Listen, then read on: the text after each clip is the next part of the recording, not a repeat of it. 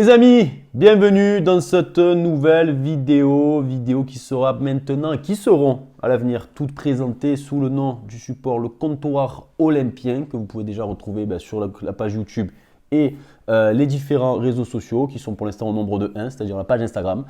Voilà, ça finance, on avance. Voilà, j'ai quelques investisseurs très intéressés par le projet. Comme vous pouvez voir, on a une petite décoration, on a un vrai comptoir qui vient d'arriver. Je remercie Madame Sherazade qui a mis quelques billes dans l'entreprise et qui finance ça à taille humaine, on va dire. Donc voilà, déjà dans un premier temps, n'hésitez pas à suivre les différentes pages, celle de YouTube, celle sur Insta également. C'est sympa, ça mange pas de pain. Puis surtout, vous pourrez voir ma tête assez régulièrement, ce qui est, bon, pas super, on va pas se mentir. Bon lundi à tous. Malgré tout, j'ai l'impression de me répéter, malgré les circonstances accablantes qui entourent l'Olympique de Marseille. Je vous souhaite malgré tout une belle semaine et un bon lundi pour commencer en espérant que le soleil revienne à Marseille. C'est peut-être ça le plus important. Parce qu'au bout d'un moment, ça va faire aussi longtemps qu'on n'a pas eu de titre, qu'on n'a pas eu de soleil à Marseille. Ça commence vraiment à devenir problématique. On va attaquer direct parce qu'il y a des choses à dire. Et je ne sais pas si vous vous rappelez où est-ce que vous étiez vendredi soir. Moi, je m'en rappelle vaguement. Le Paris Saint-Germain s'est incliné 3-1 contre le Stade Rennais. Et là, on s'est permis de rêver. On va dire naïf, comme nous sommes. Les sempiternels ahuris olympiens, j'ai envie de dire. Qui ont commencé à faire des calculs, etc. Puis en plus, il y a le PSG qui commence à se mettre un peu le feu, tout ça. Avec Vitinha, avec Dembélé, avec Luis Enrique qui a dit je vais parler en espagnol, au moins tout le monde va bien comprendre ce que je veux dire. Début de crise au PSG. Et là, l'OM a fait oh là là, que nenni. Hold my beer, please, thank you. Je vais te montrer ce que c'est un club en crise. Bim, bam. Bon week-end à tous. Bienvenue à l'Olympique de Marseille. C'est une catastrophe. Voilà, c'est une catastrophe. Alors, on va commencer déjà dans un premier temps avec le match du Racing Club de Strasbourg, où j'ai l'impression que c'est un épisode de Colombo. Les matchs de l'OM, on sait déjà la fin, mais on attend juste de savoir comment ça s'est passé. Et ça ne manque jamais, ça ne loupe jamais. Le match n'était pas ignoble en soi, honnêtement. Le fait en plus de jouer à 10 parce que on a les très bonnes idées de Pancho Abandonado de faire jouer Bilal Nadir. Donc c'est bien de faire des emplois pour aider les jeunes en réinsertion, c'est très sympa. Mais quand même, je veux dire, au bout d'un moment, on est professionnel, on est sérieux. Je ne comprends pas ce que Bilal Nadir fait aussi longtemps sur un terrain de football. En plus, il joue en Caterpillar, le mec. Je veux dire, c'est pas possible, pour enlève les chenilles, il fait quelque chose, mais les crampons au moins, mon grand. Donc du coup, le match était quand même pas inintéressant. J'ai vu des belles séquences avec, quand il y a des vrais joueurs de football comme Gouiri et Greenwood qui s'expriment, on voit quand même de suite la différence. Ce sont des très très grands joueurs de football, les deux. Et ils parlent le même football en plus, donc ça tombe bien. Et puis, on a le trouillomètre à zéro, couche Pampers pour tout le monde, à l'abordage, le coaching de Pancho Abandonado qui me fait penser au coach précédent, Roberto De Zerbi, qui faisait un coaching qui transmettait la trouille en fait à ses joueurs. Et c'est ce qui s'est passé avec Pancho qui nous a fait un changement. Je crois que c'est Gouiri qui sort et il y a un défenseur qui rentre, je ne sais plus qui. Je ne me rappelle plus même plus ce qu'il a fait. Tellement ça m'a dégoûté sur le coup. Je me disais, mais pourquoi il ne met pas Vermeeren? Pourquoi il ne met pas un milieu? Pourquoi il n'essaie pas de bloquer dans cette zone du terrain pour éviter que les Strasbourgeois aillent dans la surface de réparation olympienne alors qu'on le voit qu'ils arrivaient à rentrer et on le voit qu'on ne sait pas défendre. Voilà, on ne sait pas défendre. On joue à 14 défenseurs sur le terrain. On ne sait pas défendre. C'est catastrophique. Et voilà, et il s'est passé ce qui s'est passé. Défense de Mongolien, parce qu'il faut dire ce qu'il y a au bout d'un moment. Qui joue comme ça en défense? Même moi, que j'avais un niveau éclaté, je salue mes anciens coéquipiers du CM Phoenix La Valentine, qui était un club, mais ni fait ni à faire. On ne défendait même, nous on ne défendait pas comme ça, quoi. La jambe comme ça pour donner un penalty à la 95e minute. Mais c'est terrible quand même, quand on y pense. Donc ça fait 2-2. Ça fait 5 points de Lyon, de l'Olympique Lyonnais. Donc sportivement, là c'est un peu la merde. Et en plus de ça, histoire de passer un bon dimanche, Mehdi Benassia s'est dit qu'il allait officialiser sa démission. Pour moi, j'annonçais qu'il allait partir depuis un moment maintenant. Je disais qu'il allait partir. Il suffisait de voir la tête du mec, d'écouter ce qu'il dit. Parce que bon, il faut quand même écouter ce que les mecs racontent en conférence de presse. On a aujourd'hui une surmédiatisation du football en général, avec les réseaux sociaux, avec toutes les radios, tous les médias, enfin bref, un peu partout. Que effectivement, il y a tellement d'infos que je crois que les gens ne se laissent pas, on va dire, prendre un petit peu par cette vague d'informations. Ce que je comprends et ce que je peux comprendre et respecter, parce que d'un côté, après, évidemment, on devient comme moi, c'est-à-dire on devient complètement fou. Mais parfois, c'est bien d'écouter quand même. Et dans le cas de Mehdi Benassia, on comprenait quand même que il était fatigué, il était éreinté. Et maintenant, je pense qu'on semble comprendre pourquoi. Donc, pardon, le sujet Benassia, ça va être le sujet principal de la vidéo. Je ne vais pas trop m'éterniser non plus. Parce que je ne sais pas exactement ce qu'il faut récupérer comme réelle info sur ce cas Mehdi Benassia.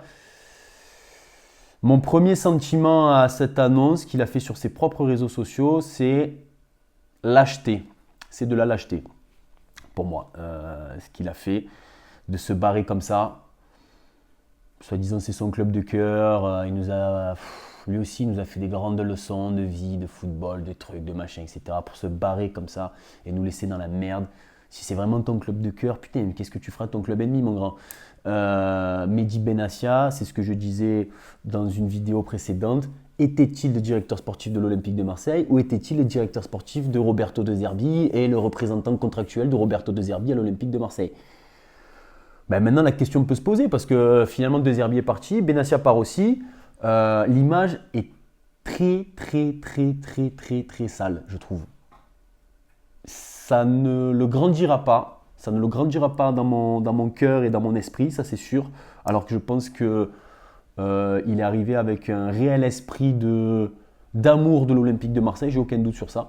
Mais il a tout gâché, il a tout foiré parce que lui aussi, il n'a pas su se remettre en question. Je vais reciter le grand Pape Diouf, mais qui parlait de la vanité des hommes. J'en parlais dans la vidéo précédente. Et là, je crois que la vanité des hommes a atteint tous les étages du club, qui fait que plus personne n'a les pieds sur terre et on se retrouve dans cette situation cataclysmique. J'en veux à Benassia. Maintenant, il faut aussi pondérer et poser un bémol. C'est important. Quelles seraient les réelles raisons de son départ? Alors là, de suite, je vais faire une petite alerte. Tous les abrutis, parce qu'il va falloir le dire. Je ne veux pas me brouiller avec certains amis, mais bon, en tout cas, c'est une réflexion qui n'est pas très évoluée. Qui pense que c'est ce qui s'est passé au stade Vélodrome samedi, qui est la cause du départ de Mehdi Benassia, se mettent les 2 pouces dans les yeux. Voilà, au moins ça c'est clair et net. Arrêtez de penser ça, c'est des conneries. Il s'est passé quelque chose de plus grave en interne. On apprend dans la foulée que ce ne sera pas Bibey, du coup apparemment l'entraîneur, parce que du coup on a oublié ce sujet-là, mais qui va entraîner l'Olympique de Marseille pour les 10, 12, 13 matchs peut-être de la fin de saison? Parce que si c'est Pancho, terminé, hein, voilà, terminares. Donc il va falloir qu'il y ait un entraîneur. Je ne sais même pas si je vais en parler dans cette vidéo, parce qu'il y a tellement de choses à dire. On se comprend que dès que le départ de Mehdi, Bey ne sera probablement pas l'entraîneur, que Longoria partirait sur autre chose. Et surtout, ce qu'on comprend et ce que les infos qui sortent un petit peu à travers les médias les plus renseignés, c'est que c'était pas l'amour fou au sein de la direction de l'Olympique de Marseille, et notamment entre Mehdi Benassia et Pablo Longoria. Curieux, ça, c'est vrai que c'est bizarre. Encore quelqu'un qui ne s'entend pas avec Pablo Longoria. La JP espagnole, la Raped. Le mal principal de l'Olympique de Marseille depuis des années, c'est Pablo Longoria. Je le dis depuis des années, les gens qui me connaissent pourront témoigner. Je n'ai pas beaucoup parlé dans ces vidéos récemment parce que Longoria avait disparu finalement, tel un spectre. Et il a laissé Benassia, tel un bouclier, prendre toutes les secousses pendant 2 ans et demi. Et je crois que ça en était trop pour Mehdi, avec des dissonances entre le sportif, le financier, je vais arriver après, et du coup la volonté de Franck McCourt et de ses associés. Donc c'est un peu tout ce chambardement, tout ce bordel au club qui sont responsables principalement du départ de Benassia, pas du départ de De Zerbi. De Zerbi, c'est juste qu'il a compris que le mec avait ni les épaules, ni les armes, ni les ressorts, ni tout ce que vous voulez, les ingrédients, les machins, les leviers et tout. Il les avait pas, donc il est parti. Et il est parti avec tout son staff d'ailleurs. Ah oui, je fais une petite parenthèse dans ma parenthèse. Il est parti avec tout son staff. Et son directeur sportif Giovanni Rossi. Alors, si vous ne saviez pas qu'il était arrivé, il est parti déjà. Voilà. En quelle année... Je m'auto-parenthèse, en quelle année, quand on est l'Olympique de Marseille, on accorde ça à un entraîneur qui peut venir avec tous ses adjoints, tous ses analystes, tous ses préparateurs, même sa direction, je ne sais pas, alors, il y avait peut-être aussi sa femme de ménage, son chauffeur, j'en sais rien. Tout le monde s'est barré, on n'a plus personne. Je vais vous mettre quoi ressemble le staff en ce moment, le staff de Pancho Abardonado. Ouais, je sais pas moi.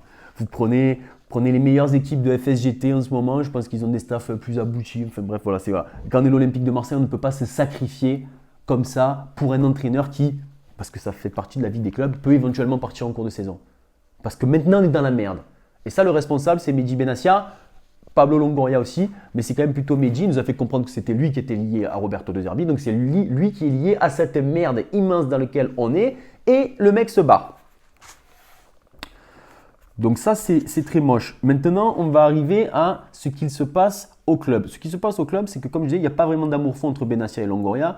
Longoria qui est l'arapède et qui fait croire que lui, il pourrait faire d'autres choses dans sa vie et tout. L'Olympique de Marseille, c'est le meilleur truc qu'il aura dans sa carrière. Être président de l'Olympique de Marseille, c'est le meilleur poste qu'il aura dans sa carrière. Il ne sera plus jamais président d'un autre club en Europe, peut-être éventuellement dans la direction sportive, peut-être éventuellement dans la direction du scouting. Il ne sera plus jamais président d'un autre club parce que ce qui se passe à l'OM, c'est ridicule en termes de gestion sportive et financière. Et je vais me rappeler, on va dire, au bon souvenir de Madame Véronique Rabiot qui, voilà, je le rappelle, Véronique Rabiot, elle gère les intérêts de son fils, mais elle gère surtout dans le milieu du football les intérêts sportifs et économiques d'un des meilleurs milieux de terrain en Europe actuellement. Ça veut dire qu'elle, ça fait 15 ans qu'elle est dans les travées du Parc des Princes, dans les travées du Juventus Stadium, dans les travées maintenant de Milanello, enfin de San Siro. Elle doit serrer des pinces en veux-tu en voilà, elle doit rencontrer des gens en veux-tu en voilà. Si elle nous dit Longoria, pour un club comme l'OM, ça fait tâche, je vais l'écouter, cette bonne dame. Voilà, je vais l'écouter et je pense qu'elle a raison. Voilà, et que Longoria, c'est lui qui est en train de siphonner ce club. Mais Longoria, il respecte les engagements qu'il a pris et c'est peut-être la seule manière qu'il peut avoir de sauver sa place, parce que moi je suis persuadé qu'ils vont le virer quoi qu'il en soit. Mais de sauver sa place auprès du board de McCourt Global, c'est de resserrer un peu le robinet. Bon, resserrer le robinet que lui avait déjà bien ouvert en fait. Hein. Il fait croire que ça vient de lui maintenant, mais en fait c'est en haut. Il en dit Pablo. Hein, parce que l'économie du football européen, c'est une catastrophe. L'économie du football français, c'est une catastrophe. Les droits télé cette année, c'est 4 millions d'euros. Un Abdelli. Voilà, on a avec les droits télé. Donc, tes trucs, tes machins, etc. On ne sait même pas si on se qualifie en Ligue des Champions. On ne sait même pas si on va vendre un joueur. Là, ils attendent qu'un truc, c'est Greenwood. Le chèque est prêt. Hein. Il n'y a plus qu'à… Voilà. Le mandat est prêt. Il n'y a plus qu'à signer, qu'un club mette un tampon et Greenwood, basta cosy. Ce qui est malheureux. Donc, je pense que Benassia, au milieu de tout ça, s'est barré. Je trouve qu'il n'aurait pas dû. Moi, je pense qu'il aurait dû aller au bout de la saison. Il aurait dû dire, voilà, moi, j'ai tout tenté, j'ai tout fait jusqu'au bout pour… mais il s'est barré. Alors, est-ce qu'il faut vraiment lui en vouloir ou pas lui en vouloir? Moi, le supporter, je lui en veux. L'homme que je suis lui en veut moins parce que parfois, quand on sent vraiment que ça bloque, ben, on prend des décisions. Et peut-être que moi, dans sa situation, peut-être que j'aurais fait pareil, je ne sais pas. Mais en tant que supporter, je suis dégoûté. Et en tant qu'être humain, je me dis, si vraiment le mec n'est pas heureux, il voit qu'il n'y a rien à faire, ça va presque le dégoûter de son club parce que je pense qu'il est vraiment amoureux de l'OM. Peut-être que je serais parti moi aussi, je ne sais pas. Donc je vais pas trop m'étendre sur ça. En tout cas, c'est dommage, il n'est plus là. Il était pour moi l'élément le plus important de l'Olympique de Marseille dans tout ce bordel et même dans tous ces problèmes qu'avait Mehdi Benassia sur le fait de se remettre en question sur certaines choses. Il était malgré tout pour moi l'élément le plus solide. Et ça me fait mal au cœur de le voir partir parce que dans mon idée d'institution, de club institution, alors là, il a beaucoup utilisé ce mot-là, il a galvaudé parce que finalement ça ne voulait absolument plus rien dire et on ne ressemblait pas à une institution, mais dans cette idée d'héritage que doivent avoir certains clubs, et moi les institutions sur lesquelles je vais me baser, je ne vais pas parler des très très très grands, mais on va aller voir des clubs qui sont plutôt à échelle olympique de Marseille, et même sur ça on est loin derrière les amis, c'est-à-dire l'Ajax d'Amsterdam, Benfica par exemple, qui sont des clubs où les anciens sont présents, où il y a une culture club qui est présente, où il y a une identité historique qui est présente, où les gens quand ils arrivent au stade ou quand ils arrivent au centre d'entraînement, etc., connaissent l'histoire du club, comprennent l'histoire du club. Il y a des anciens qui sont là pour faire perdurer cette histoire-là. À Marseille, on a du mal à trouver ces joueurs-là. C'est vrai que ce serait intéressant de voir, d'identifier quels pourraient être les anciens joueurs de l'Olympique de Marseille qui pourraient ressembler à un peu ce que peut faire Van der Sar par exemple à l'Ajax ou Rui Costa à Benfica. Mais il y en a d'autres hein, dans ces clubs-là. À Marseille, c'est très difficile de les trouver. Pourtant, on a eu des bons et des illustres joueurs, mais je pense que soit ils veulent pas s'emmerder, soit ils n'ont pas les capacités. Comme Eric Dimeco par exemple, il avait énormément souffert finalement du fait déjà il n'avait pas été très très bon dans sa performance de directeur sportif à l'époque, et en plus le fait que son nom ait été cité, étant donné que les résultats n'étaient pas bons, je pense que ça l'avait fait chier. Donc c'est pour ça qu'il lui par exemple, je pense a souvent été appelé et a toujours refusé parce qu'il ne veut plus tenter ça. Et Mehdi, c'était vraiment l'opportunité de faire quelque chose de bien, je pense. Donc c'est dommage, c'est un vrai gâchis là. Tout ce qui se passe là, c'est un gâchis parce moi je pense qu'il y avait tout pour faire quelque chose de super et que c'est de la merde quoi. Et je me dis mais quand est-ce que ça va arrêter dans ce club? Et c'est quand même curieux de voir du coup, parce que je divague un peu, de voir que celui qui est pour moi le principal mal, c'est celui qui arrive toujours à s'accrocher. Voilà. Je vous mets sa photo en grand et je vais la laisser un petit peu. Voilà, je vais me taire un petit peu comme ça, vous voyez bien sa tronche. Voilà, c'est lui le plus grand responsable de tout ce qui ne va pas à l'Olympique de Marseille. Et il utilise toujours des techniques pour arriver à retourner la situation à son avantage. Je pense qu'il a savonné la planche pour Mehdi Benassia, qui, avec sa dignité, est juste parti. Là où il aurait pu s'accrocher. Et c'est vrai que parfois j'ai du mal, je me dis mais pourquoi le mec s'accroche pas? Pourquoi il ne va pas dénoncer ça? Il y a une espèce d'autarcie, d'omerta dans le football où en fait on ne dit pas les choses. On attend que ça se dise par relais, médias interposés, etc. Et c'est un peu ce qu'il est en train de faire. Mais pourquoi à un moment donné, il prend pas, au lieu de faire son petit post sur Instagram, là, pourquoi il ne prend pas la parole pour dire, vous savez quoi, il se passe ça à l'OM, etc. Moi j'aime ce club et tout, pour qu'il y ait une réelle prise de conscience. Parce que là, il y en a beaucoup qui pensent toujours que c'est Longoria qui va sauver le club. Mais Longoria, il va rien sauver. Il va sauver un truc, Longoria, c'est son cul. S'il peut sauver son cul, déjà, il sera très content. Donc voilà, hein. Je sais que c'est un peu brouillon dans l'analyse. Je vous avoue que même moi j'ai du mal à faire le clair dans mon esprit sur ce qui se passe. Parce que bon, ça me fait chier quand même.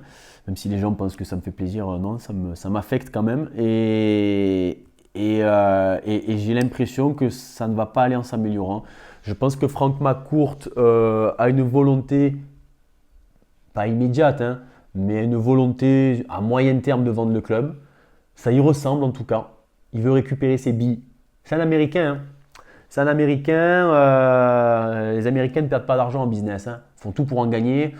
En tout cas, ils s'assurent, quoi qu'il en soit, de ne pas en perdre. Le modèle économique du football français, du football européen ne correspond pas aux stratégies financières et business des Américains. Le modèle économique du football français ne permet pas de faire de grands revenus, que ce soit en marketing, que ce soit en billetterie, que ce soit en droit télé, que ce soit en tout en fait.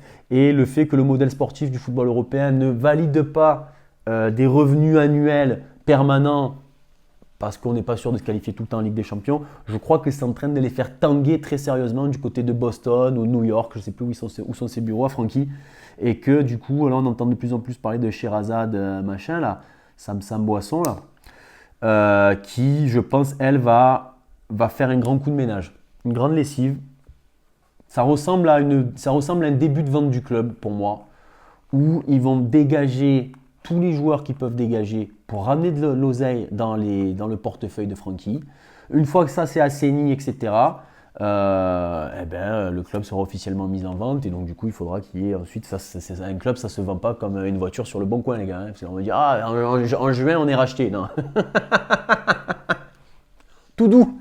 Non, on ne sera pas racheté en juin, je ne pense pas. Mais voilà, il y a des banques d'affaires qui font ça, il y a des mandats, des dépôts, des trucs, etc. Il y a des papiers comme ça, la mairie va s'en mêler, de toute façon, quoi qu'il en soit. Donc ça ne va pas se faire comme ça, mais je pense que peut-être sur 2 ans, il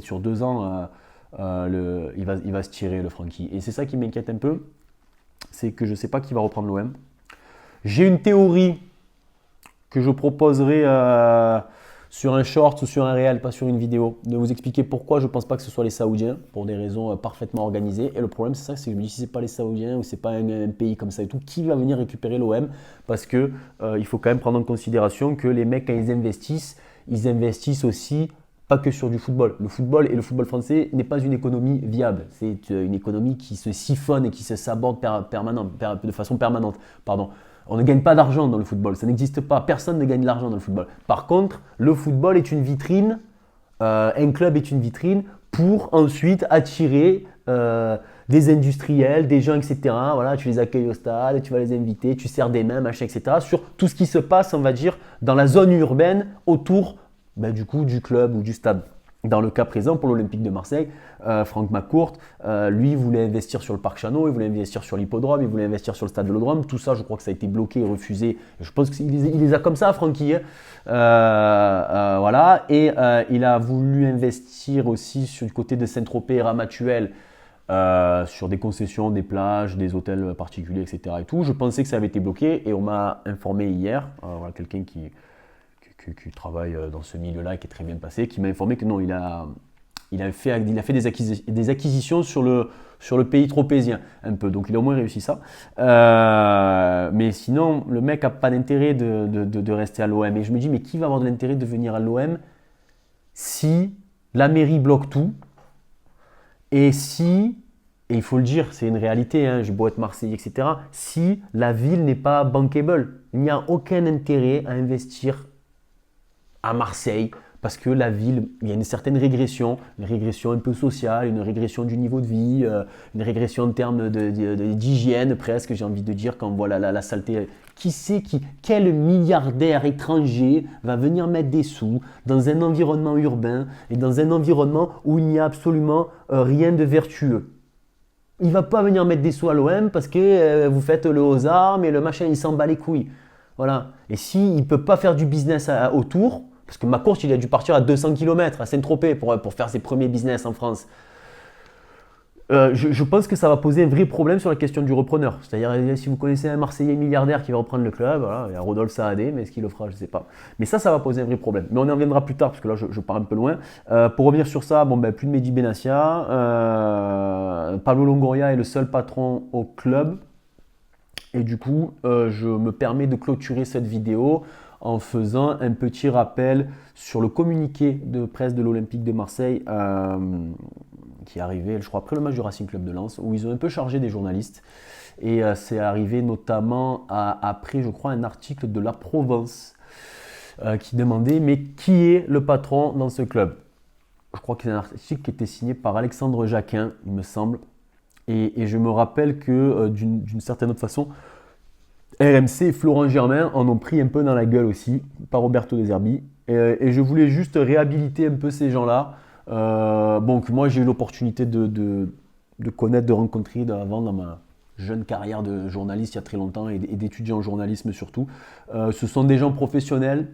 Ce sont des gens sérieux, ce sont des gens qui n'ont absolument pas vocation et volonté d'éliminer Marseille, d'éliminer l'OM, d'éliminer des gens au sein de l'OM. Et quand Florent Germain pose des questions et surtout ramène des informations, elles sont souvent bien traitées et réelles. Et quand Alexandre Jacquin demande, je crois que c'est Alexandre Jacquin, mais il faudrait vérifier, qui est le patron à l'OM? Aujourd'hui, j'ai envie de poser la question, qui est le patron à l'OM? Parce que j'ai l'impression qu'il n'y en a pas. Et peut-être que la Provence, en fait... ils ont bien fait leur travail, ils avaient raison. Avoir raison trop tôt, c'est avoir tort. Mais au final, comme disait Marcelo, el tiempo te dará la razón. Le temps te donne raison et le temps donne raison à certains journalistes ou des gens même comme moi qui ne suis pas journaliste, veulent juste avoir une lecture claire et intéressante et pertinente sur ce qui se passe au club. Donc je voulais réhabiliter un peu ces journalistes-là. Ne rentrez pas dans le truc du club qui pense qu'il y a des gens qui sont contre l'OM à Marseille. C'est pas vrai, les gars. Il y a simplement des gens qui aiment l'OM aussi et qui ne comprennent pas ce qui se passe et qui le disent. Voilà. Donc c'est important pour moi de faire ça. Après, vous en ferez ce que vous voulez. Mais en tout cas, moi, je sais que ces gens-là sont fiables pour avoir un peu échangé et travaillé avec certains. J'ai confiance en la qualité de leur travail. Voilà, je voulais terminer sur ça. C'était important pour moi. Je vous souhaite une bonne semaine. Je pense qu'on va se revoir de toute façon très bientôt, déjà parce qu'il va falloir parler du nouvel entraîneur. Il y a bien un entraîneur qui va arriver à un moment donné. Et puis j'aimerais qu'on en parle. Et puis je vous dis à bientôt. Allez, ciao tout le monde et allez l'OM.